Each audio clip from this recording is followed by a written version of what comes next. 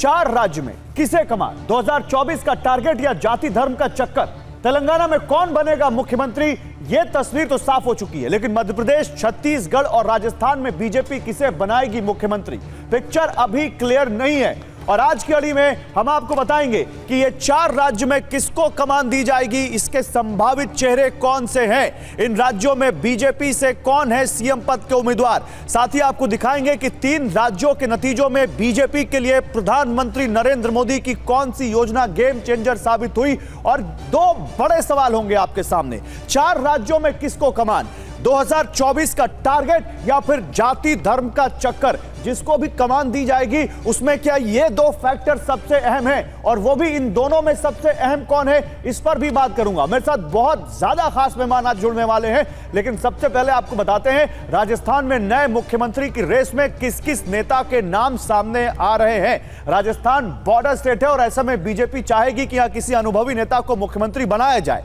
फिलहाल जिन नामों की चर्चा चल रही है उनके नाम और उनके प्लस और माइनस पॉइंट्स पर गौर कर लेते हैं। सबसे पहला नाम वसुंधरा राजे का, जिनका सबसे बड़ा प्लस पॉइंट है 2 बार सरकार चलाने का अनुभव, तो सबसे बड़ा माइनस पॉइंट है चुनाव में उनका सीएम चेहरा नहीं होना।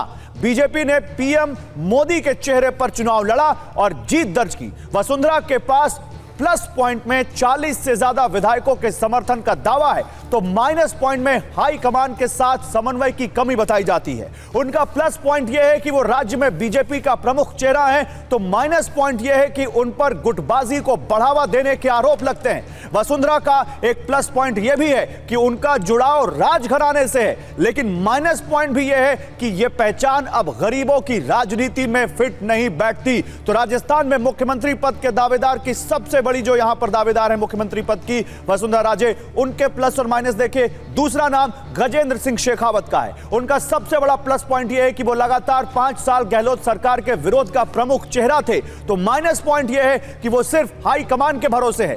प्लस पॉइंट यह भी है कि उन्होंने कन्हैयालाल हत्याकांड को बड़ा मुद्दा बनाया, लेकिन माइनस पॉइंट यह भी है कि उनके नाम कोई बड़ा राजनीतिक आंदोलन नहीं है। वो एक तरफ केंद्र सरकार में महत्वपूर्ण मंत्री हैं, तो दूसरी तरफ राज्य की राजनीति में लंबे अनुभव की कमी भी है। शेखावत युवाओं के बीच लोकप्रिय माने जाते हैं, तो दूसरी तरफ विधायकों के बीच लोकप्रियता की कमी है। वो राजपूत नेता हैं जो मौजूदा पिछड़ों की राजनीति के खिलाफ जा सकती है। शेखावत की एक खासियत यह भी है कि उन्हें क्षेत्रीय संतुलन का चेहरा माना जाता है। अगले नाम पे गौर कीजिए, अर्जुन राम मेघवाल, जिनके प्लस पॉइंट में उनका पूर्व आईएएस होना और अभी केंद्र में कानून मंत्री होना है। वो अनुसूचित जाति से आते हैं। उनका माइनस पॉइंट यह है कि चुनाव से पहले उनका राजस्थान के पूर्व स्पीकर कैलाश मेघवाल से विवाद हो गया था। एक और नाम दिया कुमारी का है, जिनके प्लस पॉइंट में उनका वसुंधरा की तरह राजघराने से जुड़ाव है। हालांकि उनका सबसे बड़ा माइनस पॉइंट है प्रशासनिक अनुभव की कमी। तो राजस्थान में सीएम की रेस में एक और नाम, बड़ा नाम जुड़ चुका है, महंत बालकनाथ का। उनका प्लस पॉइंट यह है कि वो हिंदू संत हैं, नाथ संप्रदाय से जुड़े हैं और ओबीसी यादव जाति से आते हैं। लेकिन माइनस पॉइंट यह है कि उनके पास भी प्रशासनिक अनुभव की कमी है। एक और बड़ा नाम अश्विनी वैष्णव का है, जो पूर्व आईएएस और मोदी सरकार में रेल और आईटी जैसे बड़े मंत्रालयों के मंत्री हैं। तो माइनस पॉइंट यह है कि राजस्थान की राजनीति से उनका कोई सीधा जुड़ाव नहीं है। यह राजस्थान मुख्यमंत्री पद के दावेदार आप देख रहे हैं, जो हम आपको दिखा रहे हैं। वसुंधरा राजे से लेकर अश्विनी वैष्णव तक राजस्थान में सबसे ज्यादा इस वक्त वहां पर है, दावेदार हैं। और देखिए, इस पर बात करने के लिए मेरे साथ बीजेपी और कांग्रेस के प्रवक्ता जुड़ चुके हैं। मेरे साथ यहां पर बीजेपी से राखी राठौर जुड़ चुकी हैं, कांग्रेस से रोहन जुड़ चुके हैं हमारे साथ। आप दोनों का स्वागत है और थोड़ी देर में कुछ और खास मेहमान जुड़ेंगे।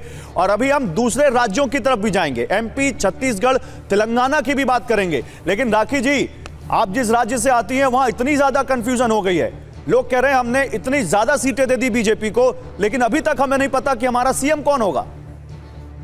देखिए, मैं सबसे पहले तो राजस्थान की जनता का बहुत बहुत धन्यवाद करना चाहूंगी कि उन्होंने भारतीय जनता पार्टी पर विश्वास किया। और देखिए गौरव जी, जिस तरह से हम लोगों ने एक सामूहिक नेतृत्व के साथ में चुनाव लड़ा था, एक साथ मिलकर लड़ा था, अभी उसी तरह से हम लोग जो चीफ मिनिस्टर होंगे, जो भी राजस्थान के, उनका डिसीजन भी मिलकर के एक सामूहिक डिसीजन के रूप में लेंगे। विधायक दल की बैठक जल्दी ही होगी और पार्लियामेंट्री बोर्ड तय करेगा कि कौन यहाँ पर चीफ मिनिस्टर होगा। लेकिन ये बात तय है कि जिस तरह से कांग्रेस सरकार की जो नेगेटिव्स जी, सरकार की जो नाकामियां थी, उसको वो आने वाले चीफ मिनिस्टर जो है वो हटाने का काम करेंगे। और जो हम वादा, जो मोदी की गारंटी पर लगातार जनता का विश्वास रहा, उस गारंटी को ग्राउंड लेवल पर हमने सुनी हुई है। राखी जी, ये कोई नई बात नहीं है जो आप कह रही हैं। मैं एक सीधा सा सवाल पूछ रहा हूं, सीएम कौन होगा? वो जिसके पास अनुभव होगा या बीजेपी कोई जनरेशनल चेंज इस बार ला सकती है? सीधा सवाल।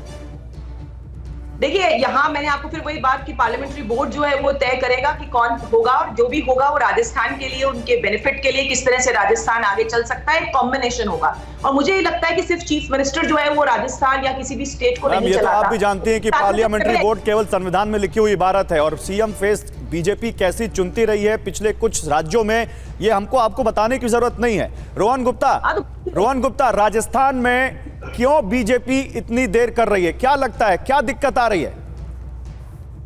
देखिए, मुझे नहीं लगता है कि उस पर मुझे कुछ बोलना चाहिए। इनका अंदरूनी मामला है और ड्यू प्रोसेस वो फॉलो करें। और मैं, देखिए, लोकतंत्र है और हम पॉलिटिक्स में है, तो हमको जब पराजय हुआ है तो बीजेपी को मैं अभिनंदन दूंगा। और कहीं ना कहीं हम लोग हमारी बात को जनता तक नहीं पहुंचा पाए, इतना काम करने के बाद, तो हमारे लिए एक आत्मचिंतन का विषय है जो हम बिल्कुल करेंगे। देखिए, मुद्दा क्या है, हमको एक चीज, क्योंकि आपका कार्यक्रम एक फेमस वो शो है, मैं पूरे देश के हमारे कार्यकर्ताओं से कहना चाहूंगा कि तेलंगाना जैसा राज्य जहां पे हम पिछले बार सिर्फ 5 सीट थे, वहां पे हम 65 आ गए। तो ये कांग्रेस के कार्यकर्ता का दमखम है, हम वापस आएंगे, हम कमबैक करेंगे। हमको हमारी खामियों को देखना पड़ेगा, कहाँ पे हम हमारे नैरेटिव में मिस हुए, पर आने वाले दिनों में देखेंगे कांग्रेस का हर कार्यकर्ता और मजबूती से आगे बढ़ के, जिस प्रकार से हमने तेलंगाना पे तो मैं अभी आया नहीं था, अभी आप तेलंगाना पे आ गए। मतलब क्या कांग्रेस के पास इतनी बुरी हार हो गई कि कांग्रेस को राजस्थान, एमपी और छत्तीसगढ़ में बोलने की कुछ बचा ही नहीं है? आप बात को कंप्लीट करने देंगे प्लीज? राइट, मैंने कहा, और मैं, आप जानते हो, अगर मुझे आप जानते होंगे तो अब मैं हमेशा एक ईमानदारी से डिबेट करता हूँ। आज का दिन है, भाजपा का विजय हुआ है तो हमारी बधाई है और ये उनका आंतरिक सब्जेक्ट है। बट मैं जब आपके शो पे आया हूं तो मेरा फर्ज बनता है कि हमारा हर एक कार्यकर्ता जो जमीन पे लड़ा है उसको हम मोटिवेट करें और आने वाली लड़ाई के लिए तैयार करें। तो बिल्कुल हम सारी बात करेंगे, क्योंकि तेलंगाना हम जीते हैं, वहां का एक मोटिवेशन हर स्टेट के हमारे कार्यकर्ता को जाना चाहिए कि अगर हम 5 से 65 कर सकते हैं तो यहाँ पे हम वापस आएंगे, पर जीत के लिए भाजपा को मेरी ठीक है। बाल मुकुंद आचार्य इस वक्त हमारे साथ हवा महल से बीजेपी के विधायक जुड़ चुके हैं, सीधे उनके पास भी चलते हैं। बाल मुकुंद काफी सुर्खियों में है पिछले कुछ दिनों से। बाल मुकुंद जी, स्वागत है आपका टीवी 9 भारतवर्ष पर। नमस्कार बाल मुकुंद जी, क्योंकि हम चर्चा इस मुद्दे पर कर रहे हैं कि राजस्थान में, जहां से आप इतने चर्चित हो चुके हैं, विधायक चुनकर आए जहां से, वहां सीएम कौन बनेगा? तो बाल मुकुंद क्योंकि महान भी हैं, आचार्य भी हैं, आपका इस वक्त विवेक क्या कहता है? मैं अपने क्षेत्र का जनप्रतिनिधि और विधायक में संतुष्ट हूं, और मेरे को जो विश्वास किया भारतीय जनता पार्टी ने, मैं उस विश्वास पर अभी काम कर रहा हूं और काम करना चाहता हूं। मैं मेरे पद से संतुष्ट हूँ, सेवा का जो मुझे काम मिला है। रही बात सीएम कौन होगा, सीएम भारतीय जनता पार्टी का कमल का फूल होगा, और पूरे भारतीय जनता पार्टी शीर्ष नेतृत्व, राजस्थान का भारतीय जनता पार्टी परिवार आपस में मिलकर परिवार तय करता है। जो तो हमें भी मालूम है, कमल के फूल का जो सिंबल है एक दूसरे का सहयोग लेते हैं और विकास करते हैं। मैं ये पूछ रहा हूँ क्योंकि आप खुद विधायक हैं और उन विधायक दल में आप भी शामिल होंगे जो अपने नेता को चुनेंगे। इसलिए कह रहा हूं मैं, आप किसको चुनेंगे? आप कमल के फूल को तो नहीं चुनेंगे, आप किसी शख्स को चुनेंगे। जब हमारे नहीं, बिल्कुल हमारे सामने पूरा विचार परिवार, हम एक साथ बैठेंगे और विचार परिवार बैठ के जो नाम चुनेंगे हम लोग तय करेंगे। आप कमल का फूल चुनेंगे? बिल्कुल, कमल का फूल हम सारा परिवार है, कमल का फूल सारा परिवार है हमारा, और उसमें से एक तय होना है। ये कोई मम्मी बेटे की और जीजा जीजी की पार्टी थोड़ा ही है जो ऊपर से दिल्ली से तय होके आएगा। यहाँ परिवार सब मिलकर शीर्ष। अरे लेकिन आप कमल का फूल थोड़ी, कमल का फूल तो जनता ने चुना है। राखी राठौड़, आपके विधायक तो कह रहे हैं कमल का फूल चुनेंगे, कमल का फूल तो जनता ने चुना है। देखिए गौरव जी, जब कमल के फूल की बात हम करते हैं तो उस विजन की बात करते हैं जिस विजन के साथ में आदरणीय मोदी जी काम करते हैं। नेशन फर्स्ट की पॉलिसी, राष्ट्र सबसे पहले। राखी जी, इलेक्शन हो गया, अभी भी आप लोग इलेक्शन मोड में क्यों हैं? राखी जी, इलेक्शन हो गया, अब तो आपको सीएम चुनना है। गौरव जी, आप मोहन जी से भी गलत सवाल पूछ रहे हैं। हमारी पार्टी का बात को हमारा क्या जवाब देंगे इस अरे बात मैं का? आपसे पूछ रहा हूँ, रोहन जी से नहीं पूछ रहा हूँ। रोहन जी से जो पूछना था मैंने आपने पूछ लिया। पूछा, मैं तो आपने आपसे पूछा, पूछ रहा हूँ, आपकी पार्टी में क्या अब रोहन गुप्ता को बताना पड़ेगा कि राखी राठौड़ की पार्टी में कौन सीएम चुना जाएगा।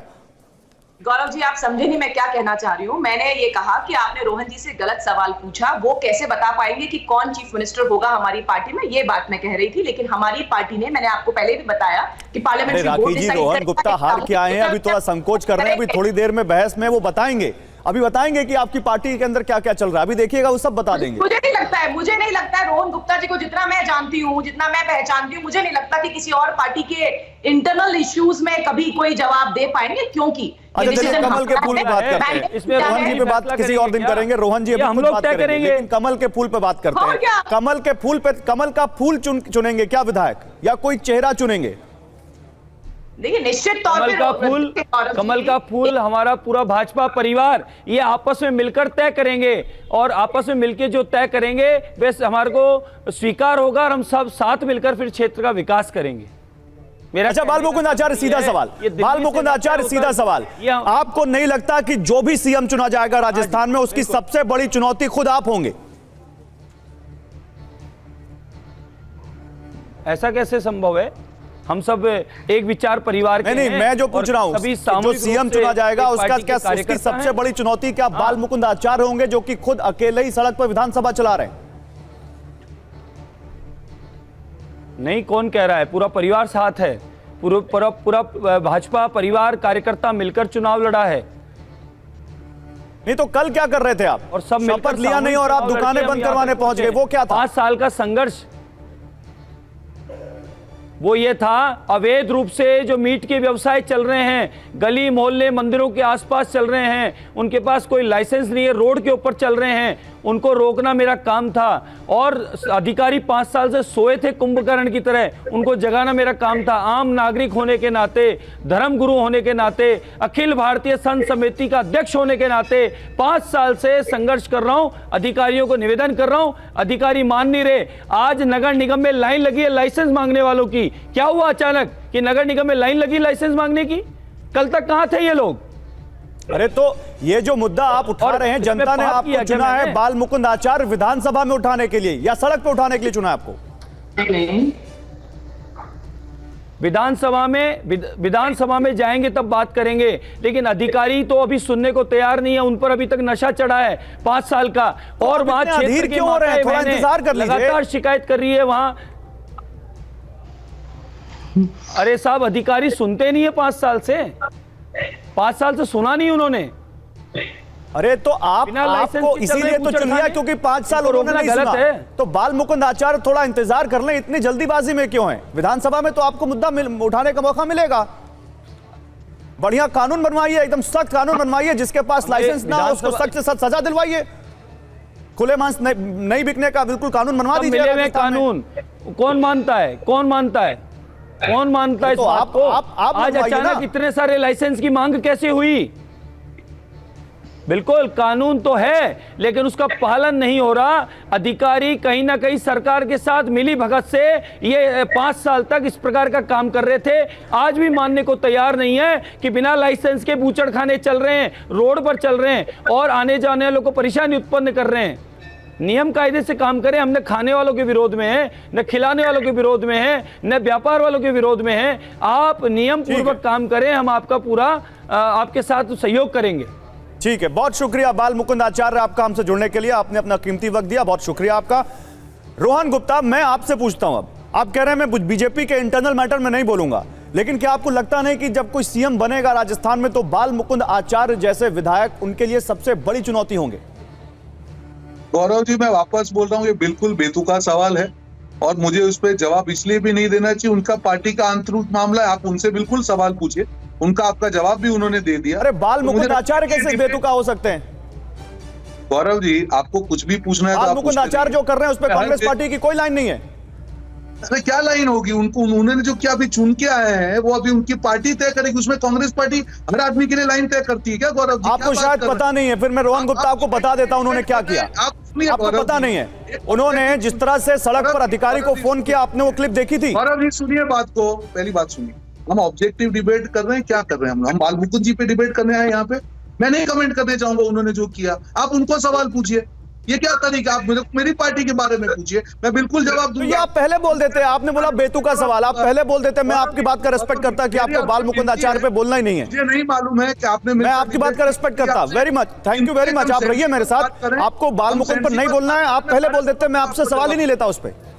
आप तेलंगाना पे आपसे बात करेंगे, केवल तेलंगाना पे आपसे बात करेंगे और तेलंगाना पे आपसे सवाल पूछता हूं, लेकिन आप रहिए मेरे साथ। पहले मैं यहां पर एक ग्राफिक्स दिखाना चाहता हूं, अपने दर्शकों को मध्य प्रदेश के बारे में बताना चाहता हूं, क्योंकि अभी राजस्थान की हम बात कर रहे थे, मध्य प्रदेश में मुख्यमंत्री के दावेदारों के बारे में भी बता देते हैं आपको। और इनमें सबसे बड़ा नाम शिवराज सिंह चौहान का है, जिनका सबसे बड़ा प्लस पॉइंट है सरकार चलाने का लंबा अनुभव, लेकिन माइनस पॉइंट यह है कि उनके चेहरे पर चुनाव नहीं लड़ा गया। बीजेपी ने पीएम मोदी के चेहरे पर चुनाव लड़ा और जबरदस्त जीत हासिल की। शिवराज का प्लस पॉइंट यह भी है कि वो राज्य के सबसे लोकप्रिय नेता हैं, तो माइनस पॉइंट यह है कि एंटी इनकम्बेंसी और 2018 के चुनाव में मिली हार उनके खिलाफ जा सकती है।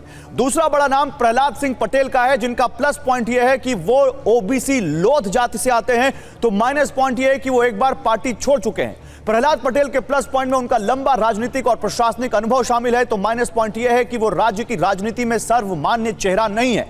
तीसरा बड़ा नाम कैलाश विजयवर्गीय का है, जिनका प्लस पॉइंट यह है कि उन्हें राज्य में अहम मंत्रालय चलाने का लंबा अनुभव है, लेकिन माइनस पॉइंट यह है कि वो जातीय समीकरण में फिट नहीं बैठते और बड़बोलापन भी उनके खिलाफ जा सकता है।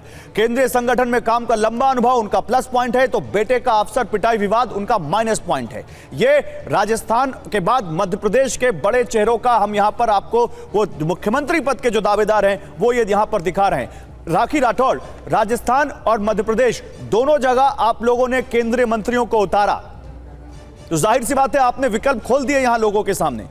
और क्या यह विकल्प भी बहुत बड़ा एक यहां दाव हो सकता है बीजेपी के लिए इस सीएम पद की रेस में?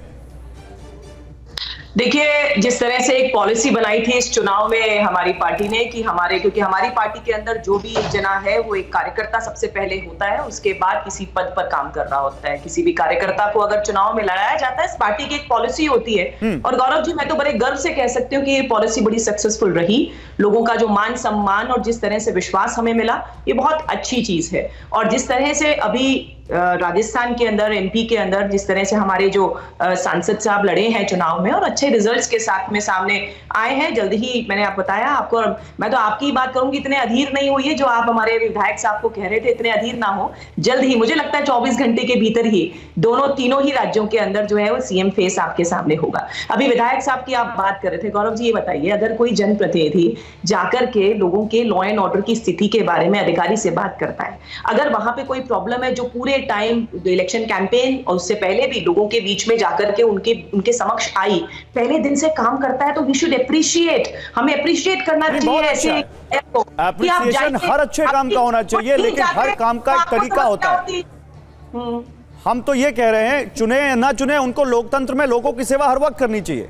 और जब आप चुनकर आए हैं तो आपको आदर्श भी स्थापित करना चाहिए कि कैसे हर चीज एक प्रोसेस के जरिए हो। विधानसभा की मर्यादा का भी आपको ख्याल रखना चाहिए। ऐसा नहीं है कि आप सड़क पर ही विधानसभा लगा दें।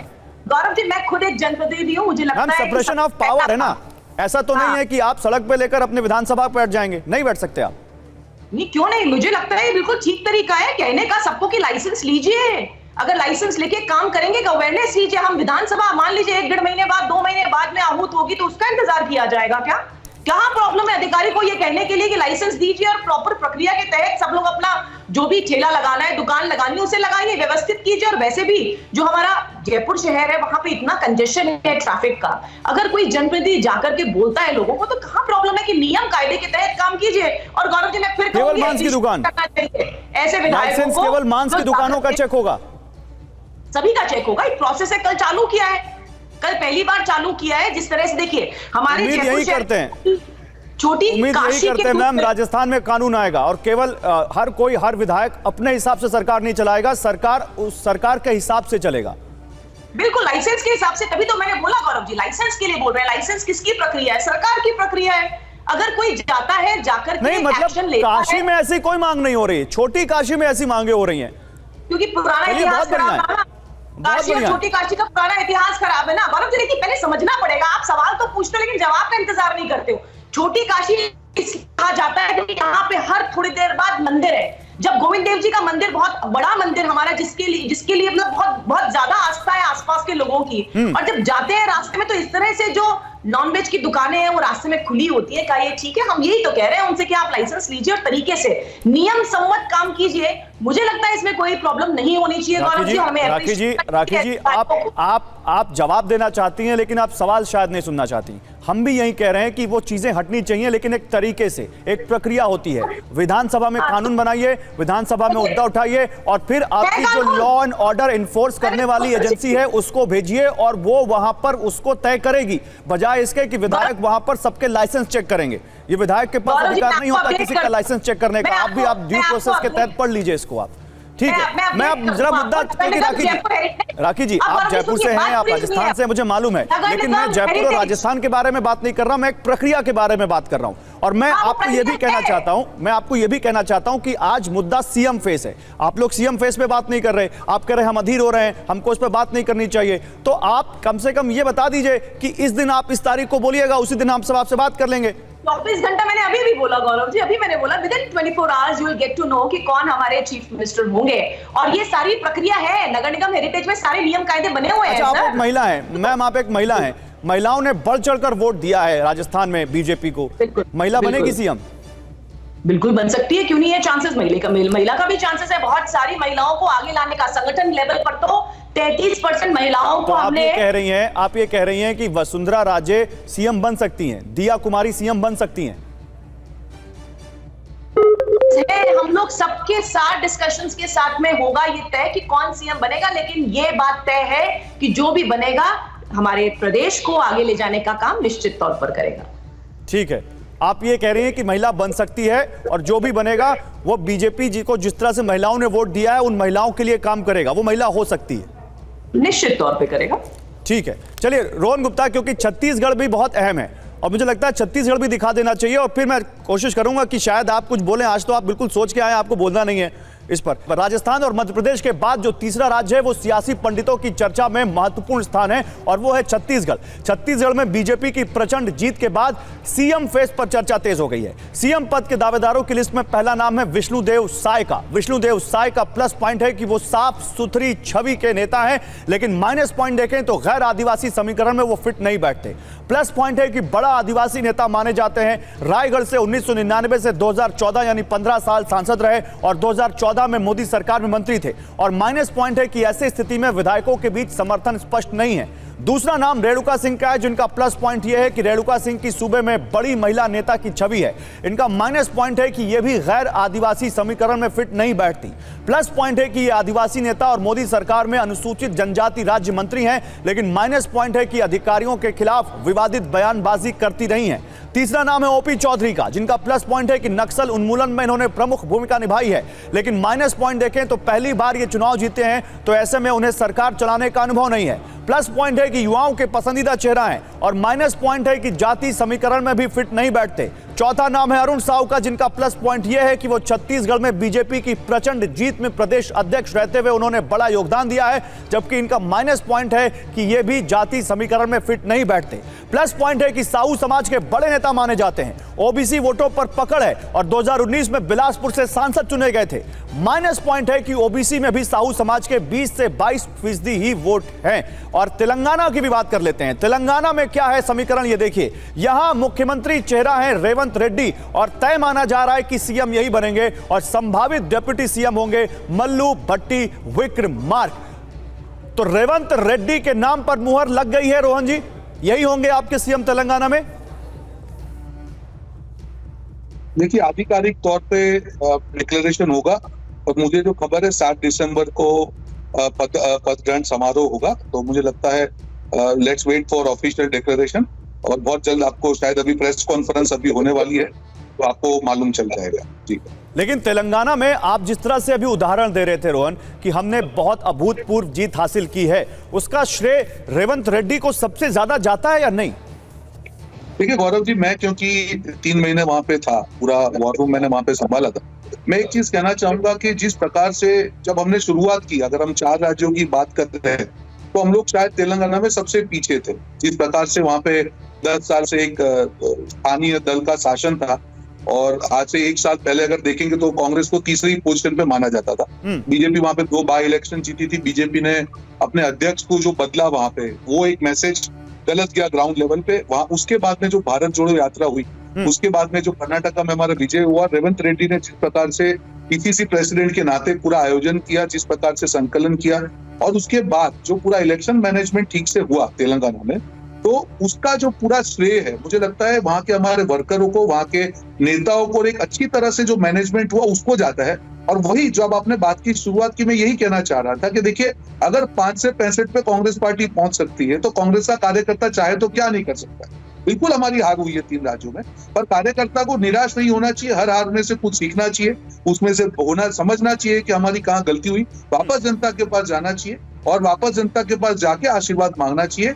यही मैं कहना चाहता हूं हर कार्यकर्ता से कि वो आत्मविश्वास से आगे तो मतलब रोहन जी 7 दिसंबर को शपथ ग्रहण होने जा रहा है, ये तो आपने बिल्कुल क्लियर कर दिया। 7 दिसंबर को तेलंगाना को उसका सीएम मिल जाएगा। कांग्रेस पार्टी से कौन होगा आप कह रहे हैं थोड़ी देर में आधिकारिक ऐलान होगा 7 दिसंबर को। बिल्कुल ठीक है। चलिए, ये बड़ी खबर दे रहे हैं रोहन कि 7 तारीख को तेलंगाना में सीएम का शपथ ग्रहण समारोह है। डेप्यूटी सीएम भी होने जा रहे हैं? नहीं, वो मुझे मालूम नहीं। मैंने कहा अभी आधिकारिक प्रेस होगी, जो मेरे पास इंफॉर्मेशन है मैंने आपको बताया, पर बहुत जल्द आपको कौन मिनिस्टर होंगे, कौन सीएम होंगे, क्या भी होगा, जो अभी आपको थोड़ी देर में मालूम चल जाएगा। कोई टाइम भी तय हुआ है 7 तारीख का? नहीं, बिल्कुल नहीं। अभी तक ये प्राथमिक इंफॉर्मेशन है। सारी जब ऑफिशियल प्रेस होगी, समय के साथ में कौन सीएम, कैबिनेट को क्या होंगे, कौन चेहरे होंगे, सारी चीजें आपके सामने बहुत जल्द आ जाएगी। नहीं, क्योंकि समय बहुत कम बचा हुआ है। क्या इंडिया के लोगों को भी शपथ ग्रहण का न्योता भेज दिया गया है? देखिए, समय तो हमने शायद भले हम एक ही राज्य में जीते हैं, पर भाजपा के 3 चौरे से पहले हमने डिक्लेयर कर दिया। तो मुझे लगता है कि सब चारों राज्यों में सबसे पहला शपथ ग्रहण हमारा होगा। इतना तो मुझे आज के दिन में लग रहा है। नहीं, क्योंकि आपके यहाँ अन्य दलों के नेताओं को लाइक माइंडेड जो पार्टी है उनको बुलाने की परंपरा रही है। सब लोग आएंगे, बिल्कुल आएंगे। जो भी हम लोगों को लगता है बिल्कुल हमको इनवाइट करेंगे, सारे लोग आएंगे और शपथ ग्रहण समारोह का हिस्सा बनेंगे। For the sake of clarity only, क्या हम ये चला दें कि 7 तारीख को तेलंगाना में सीएम पद के शपथ ग्रहण समारोह में इंडिया के नेताओं को कांग्रेस ने न्योता भेजा है, बुलाया गया है? बिल्कुल नहीं, ये मैं बिल्कुल नहीं कह सकता हूं। मैंने इसीलिए कहा, आपने जो मुझे पूछा मैंने बताया। पूरी आधिकारिक हमारी प्रेस होने दीजिए, उसमें पूरी तरह से आपको सारी डिटेल कौन सीएम आपने कहा कि हम बुलाते रहे और हम बुलाएंगे, आपने कहा, इसलिए मैंने पूछा। मतलब ये हम बुलाएंगे और बुला लिया, दोनों में फर्क होता है, राइट? टाइम पे डिबेट करें, बातों को समझे। जब सीनियर स्पोक्स पर्सन आते हैं तो उस हिसाब से डिबेट कीजिए। हम लोग खाली डिस्कशन के लिए डिस्कशन ना करें। It should be objective, right? मैंने यही कहा कि हम बुलाते हैं, पर इसका मतलब ये नहीं है कि बुला लिया। फिर आप आगे सवाल पूछेंगे किसको बुलाया। प्राइम टाइम में डिबेट कर रहे हैं और मैं चाहता नहीं कि मेरे दर्शक बिल्कुल बिना क्लैरिटी के जाएं, इसीलिए मैं पूछ रहा हूं। आप बता दीजिए कि इंडिया के नेताओं को बुलाने पर अभी तय नहीं हुआ है, ये कह रहे हैं आप? अरे, मैं ये नहीं बता सकता हूं गौरव जी, मैं ये अधिकार नहीं रखता हूं कि मैं ये तय करूं। मैं ये कहता हूं कि हमारी परंपरा रही है कि लाइक माइंडेड पार्टी को हम बुलाते हैं। अब जैसे ही हमारी आधिकारिक प्रेस होगी, आपके प्रवक्ता वहां पे, आपके जो पत्रकार होंगे उनको पूछिए, सवाल पूछ लेंगे, और उसके बाद भी क्लैरिटी नहीं तो आप मेरे से बात कर लीजिए, मैं आपको बता दूंगा। सर, आप भी कांग्रेस पार्टी के प्रवक्ता और हमको भी आप पत्रकार ही समझ सकते हैं। पत्रकार की हैसियत से ही पूछ रहा हूं आपसे, आपको आपकी पार्टी के बारे में ही पूछ रहा हूं। अब तो मैं किसी और पार्टी के बारे में पूछ ही नहीं रहा हूं, तब भी आप गुस्सा हो रहे हैं मेरे ऊपर। रोहन भाई, मैं आपको यही कह रहा हूं कि थोड़ी देर में आधिकारिक हमारी प्रेस होगी, सारे सवाल आप उस टाइम पे पूछ लीजिएगा, आपको जवाब मिल जाएंगे। आप इतनी देर से मुझ पर सब्जेक्टिविटी के सवाल उठा रहे हैं, मैं आपको सवाल सब्जेक्ट के साथ ही पूछ रहा हूं। गौरव जी, आप जो पूछ रहे हैं सवाल, मैं उसी का जवाब दे रहा हूं। आप मुझे ये पूछेंगे कि इंडिया गठबंधन के नेताओं को इनवाइट किया कि नहीं। देर से पूछ रहा हूं कि इंडिया वालों को शपथ ग्रहण समारोह में बुलाया या नहीं, ये पूछ रहा हूं। मैं आपको यही बोल रहा हूं कि जब आधिकारिक प्रेस होगी उसमें ये तय होगा ना कि किसको बुलाया। नहीं, मैं ये नहीं बोल सकता हूं। मेरे पास जो इन्फॉर्मेशन है कि 7 तारीख के ये होने वाला है, वो मैंने आपको बताया। अभी आधिकारिक प्रेस हमारी चालू है, वहां पे आपको इन्फॉर्मेशन मिल जाएगी। ठीक है, यही तो मैं आपको बोल रहा हूं, हमारी परंपरा रही है कि लाइक माइंडेड पार्टीज होती है, उसको हम इनवाइट ओके, ठीक है। अभी इंडिया पे फैसला नहीं हुआ। ओके, राखी, आप लोग किसको बुलाने जा रहे हैं?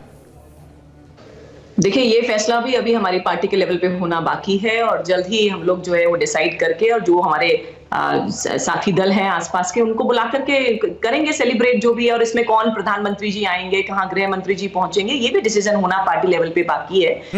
क्योंकि उत्साहवर्धन होता है जब प्रधानमंत्री जी किसी भी शपथ ग्रहण कार्यक्रम में आता है। तो इस बार तो हमारा फेस ही मोदी जी के नाम पर ही था, और अगर वो किसी भी कार्यक्रम में आते हैं तो वहां के जो कार्यकर्ता हैं उनमें उत्साहवर्धन होता है। मुझे पूरा विश्वास है कि इस तरह के कार्यक्रम जो है वो पार्टी आयोजित मतलब करेगी। चेहरा और मोदी जी हैं और मुख्यमंत्री कोई और बनेगा, लेकिन जीत मोदी जी के चेहरे पर हुई है। राखी, बिल्कुल, काम तो देखिए टीम करती है। आज मोदी जी के आह्वान पर एक एक कार्यकर्ता जो है लग जाता है, बूथ से लेकर के पन्ना प्रमुख तक जो हमारी टीम बनी हुई है वो काम मोदी जी के आह्वान पर करता है। और कोई भी नेतृत्व जो है, अगर लीडर स्ट्रांग है तो ऐसे ही टीम काम करती है।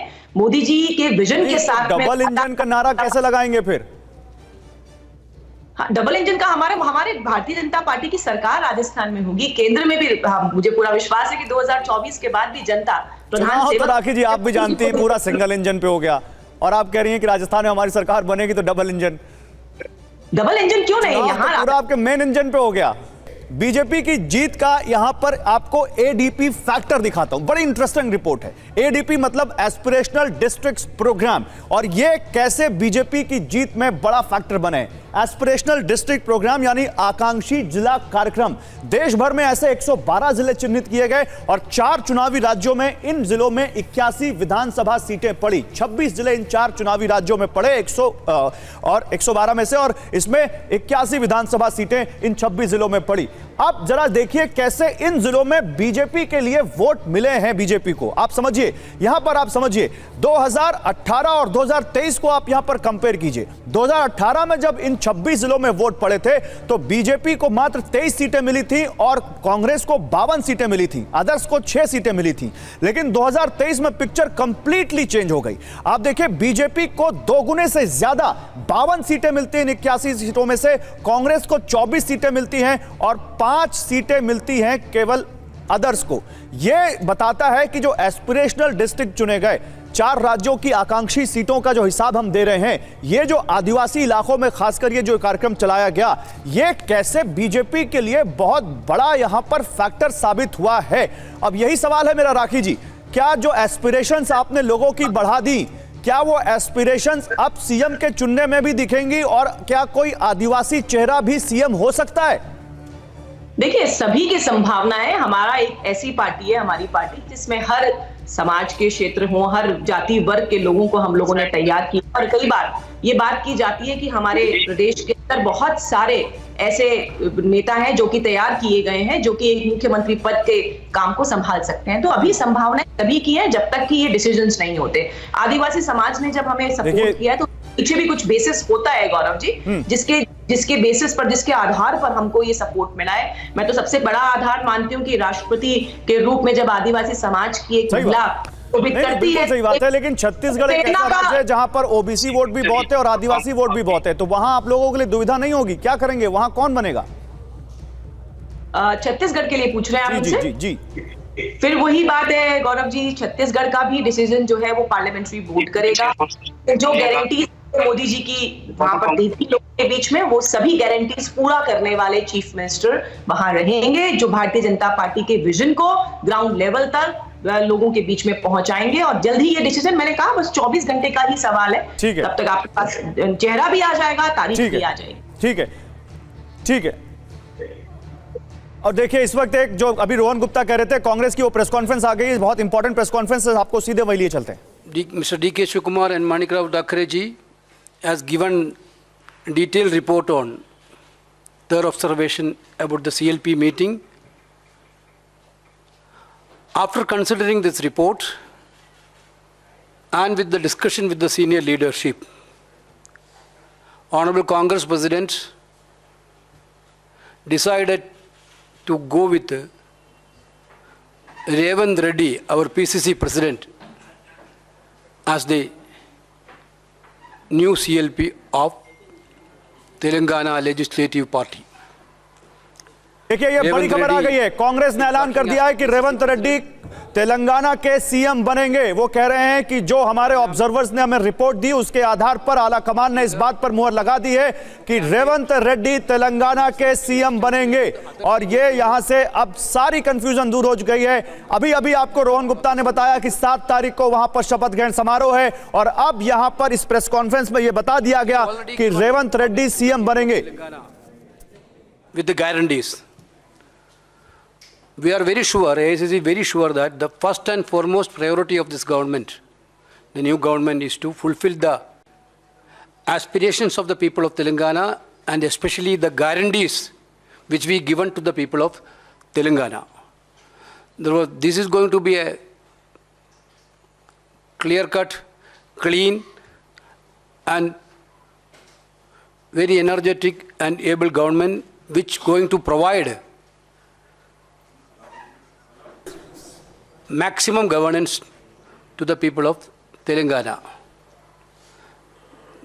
I'm thanking all the leaders, all the observers who went there, who worked there, and especially Mr. Shivkumar and his team of observers for doing the exercise in a beautiful manner. That's all. तो देखिए, तेलंगाना के नए CM पर मोहर लग चुकी है। रेवंत रेड्डी तेलंगाना के नए सीएम होंगे। कांग्रेस के स्टेट यूनिट के चीफ रेवंत रेड्डी, जिनके बारे में अभी आपको कह रहे थे रोहन गुप्ता की बहुत मेहनत की उन्होंने, 7 तारीख को शपथ ग्रहण समारोह में अब सीएम पद की शपथ लेंगे रेवंत रेड्डी, जिनकी पूरी आप कह सकते हैं जिनकी मेहनत और जिनके राज्य में, जिनके लीडरशिप में कांग्रेस चुनाव में गई। और देखिए, यह अब तय हो चुका है कि यहां पर रेवंत रेड्डी के नाम पर अब मुहर लग चुकी है और वो सीएम होंगे।